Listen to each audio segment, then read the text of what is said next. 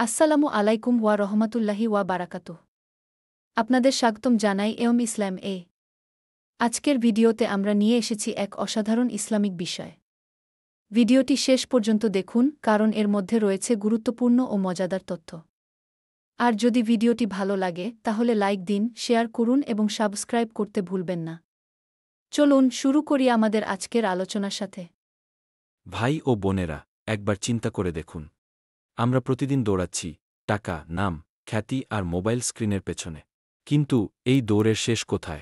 যদি আল্লাহর সন্তুষ্টি না পাই, তবে সব কিছুরই শেষ পরিণতি অর্থহীন। আজকের আলোচনার বিষয় দুনিয়ার জীবনের উদ্দেশ্য, আল্লাহর সন্তুষ্টি অর্জন। আমরা এই দুনিয়ায় শুধু খাওয়া, ঘুমানো আর উপভোগের জন্য সৃষ্টি হইনি। আল্লাহ তাআলা কুরআনে বলেছেন, আমি জিন ও মানুষকে সৃষ্টি করেছি শুধু আমার ইবাদতের জন্য। সূরা জারিয়াত ৫-৬। তাহলে প্রশ্ন হচ্ছে, আমরা কতটা এই উদ্দেশ্যে জীবন কাটাচ্ছি? ভাই ও বোনেরা, আমরা যদি প্রতিটি কাজ করি আল্লাহর জন্য, তাহলে দুনিয়ার কাজও ইবাদতে পরিণত হবে। যেমন, কেউ যদি তার পরিবারের জন্য পরিশ্রম করে আল্লাহর সন্তুষ্টির উদ্দেশ্যে, তাহলে সেটিও এক প্রকার ইবাদত।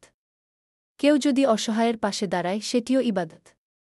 রাসূলুল্লাহ বলেছেন, সর্বোত্তম মানুষ সেই যে মানুষের জন্য সর্বাধিক উপকার করে। কি আল মুজামুল আওসাত। তাহলে ভাই ও বোনেরা, এই দুনিয়ার আসল লক্ষ্য যেন শুধু ভোগবিলাস না হয়, বরং যেন প্রতিটি কাজের উদ্দেশ্য হয় আমার রব খুশি হন। জীবনের প্রতিটি মুহূর্তে নিজেকে প্রশ্ন করুন, এই কাজের মাধ্যমে কি আল্লাহ সন্তুষ্ট হবেন? যদি উত্তর হ্যাঁ হয়, করুন; যদি না হয়, থেমে যান। এই চেতনা থাকলে আমাদের জীবন আল্লাহর সন্তুষ্টিতে ভরে উঠবে। আল্লাহ তাআলা আমাদের সবাইকে তার সন্তুষ্টির পথে চলার তৌফিক দান করুন। আমাদের আমল যেন তার কাছে কবুল হয়। আমাদের হৃদয় যেন সর্বদা তার দিকে ফিরিয়ে রাখেন। আল্লাহুম্মা আমিন।